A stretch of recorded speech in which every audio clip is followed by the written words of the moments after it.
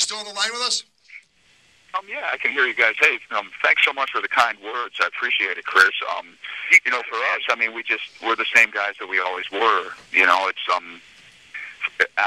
never have wanted to change our attitude from being the underground band that we once were. And, I mean, we're still really not mainstream or anything, but the attitude's the same, definitely. If people in the other bands need to share gear with us or whatever, I mean, we're happy to do that. We're always happy to talk to fans after the show. I mean, to me, that's part of what I'm going to do during the days.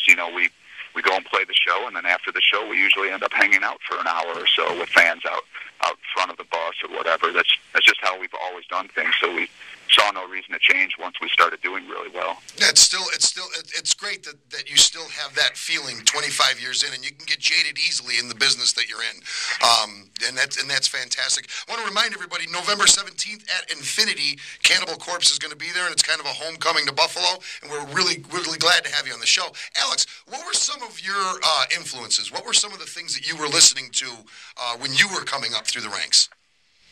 I definitely love bands like Slayer, Creator, traditional heavy metal stuff too, not just the thrash stuff. I like Iron Maiden and Accept, bands like that I listen to a lot, but definitely musical influences for Cannibal with bands like Slayer and Creator and Possessed. That kind of stuff was definitely a big inspiration for us when we got the band going. I know Steve he's been dying to ask this question. We actually asked Chris about this this Tampa connection. What brought the scene down to Tampa? It seemed to break Steve Binks' heart. It did. It totally broke my heart. I'm like, how can this dismal underground form of music that I can identify so well with leave the area like everything else in Buffalo? Well, we realize now Scott Burns was down there. I mean, obviously anything that he produced, I pretty much still have in my album collection. And but what was it? What drew it to Tampa? Well, with Tampa, like you were saying, yes, Scott Burns, Morris Sound Studios, that was the studio that really learned they mastered death metal production. You know what I mean? They became the kings of it down there. And a lot of that was one, it was the skill of the people working there, but two, it was the fact that there were a lot of bands from Central Florida. You had Death, Obituary, Atheist, Morbid Angel, Deicide. Those are the biggest names in death metal. They were all from Central Florida. They all recorded at Morris Sound. So we started hearing a lot of those records, right around the time we got Cannibal together. Obituary's record had just come out, I think, and Death had a record that they had done at that studio. We decided, well, that's where we want to go, too. So we recorded there for our first 4 albums, and by the time we'd done the 4th one, we were like, well, we keep driving or flying down here. Why don't we just move down? Now that things are doing kind of well, we really had grown to like the area.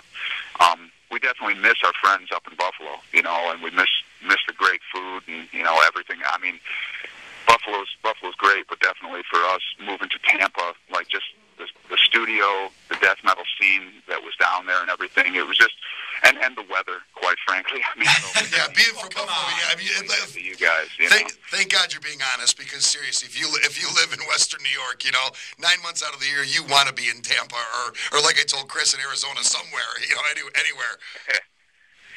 Alex. Yeah, I'm sorry. Go ahead. No, I'm sorry. You go ahead, my friend. Oh, I was just going to say that's kind of how it is for a lot of people up there. I remember when I was a kid, it was always like, Florida's where you go for vacation. So, yeah, when the band had an opportunity to go there, there were a number of different things. Like I said, the studio, and we'd made a lot of friends down there in other bands. But definitely weather was a factor. Just knowing that we could go down there and not shovel snow for a few months a year. That was definitely part of the decision for sure. Alex, I've been reading a lot lately with a lot of other bands. Some of my other favorite bands, some of the newer bands are out there. Hatebreed, a phenomenal band. They reference you guys all the time. They say that they absolutely love you guys. Big influence on them. Also, Lamb of God. I saw recently that. Are you there, my friend? Can't hear you guys. We lost you. Alex, are you there, buddy? Can you hear us?